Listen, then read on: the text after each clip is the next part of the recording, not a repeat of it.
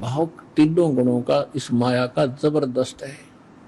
कबीर साहब कहते हैं, कबीर ये माया अटपटी सब गट आने अड़ी, और किस किस न समझाऊं या कुआ भांग पड़ी। अब ठीक है, परमात्मा का ये ज्ञान जो सत्य ज्ञान है मालिक का दिया हुआ, ये एंटीबायोटिक काम करेगा, इस भांग ने उतारेगा और हम फिर शोधी में आवेंगे और सत मार्ग पर चलेंगे। विचार करने की बात है, बहुत से प्रमाण हमारे सामने हैं। कैसी दुर्घटनाएं होती हैं, एक एक दुर्घटना में परिवार के 4-4, 5-5 सदस्य मारे जाते हैं। और एक तो ऐसी दुर्दांत घटना सामने आई थी अखबारों में, और बिल्कुल सत्य थी वह।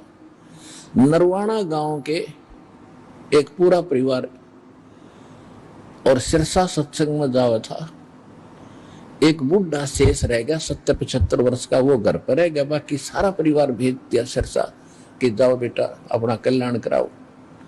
वो दुर्घटनाग्रस्त हो गए, 12 सदस्य एक के दुर्घटना में एट द सपोर्ट खत्म हो गए, एकला बुढ़ा रह गया। अब बताओ, जिस आस में उसने सारा जीवन खोया था, मेरे पोता पोती होंगे, मेरा वंश चलेगा, और जो है ना ऐसा हो जाएगा, तो काल ऐसी घाणी घाला है। तो इस लोक में अब वो क्या करेगा, 70 साल का, ना दोबारा कोई वंश चलान जोगा, ये चले चलाए का नाश कर दिया। उसकी क्या आशा है कि वो फिर ठीक हो रहेगा। इसका कारण है कि वो सत्संग नकली, वहां ज्ञान नहीं, कोई भगवान नहीं, कोई आस नहीं, साथ नहीं। परमात्मा की शरण में जब इंसान आता है, अगर सच्चे दिलते हैं, सच्ची हमारी मर्यादा में चलता है, तो ये अटैक नहीं हो सकते। और ऐसे अटैक होते हैं तो भगवान नहीं है, फिर ना वो संत है, ना उसका कोई ज्ञान है, ना भगवान है। अब दूसरी बात रही, जैसे यहां हमारे सामने कई ऐसी चीजें आई हैं,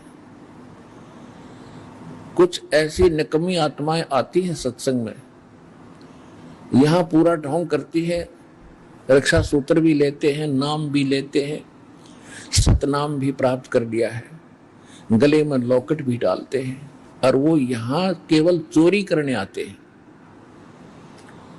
अब इस तरह का कोई आदमी दुर्घटना में मरता है, आम आदमी तो यूं कहेगा कि रामपाल का चेला था, लॉकेट भी हुई है, धागा भी हुई है।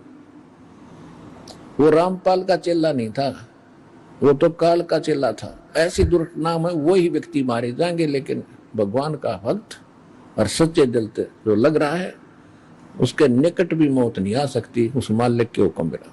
और तो बात छोड़ो।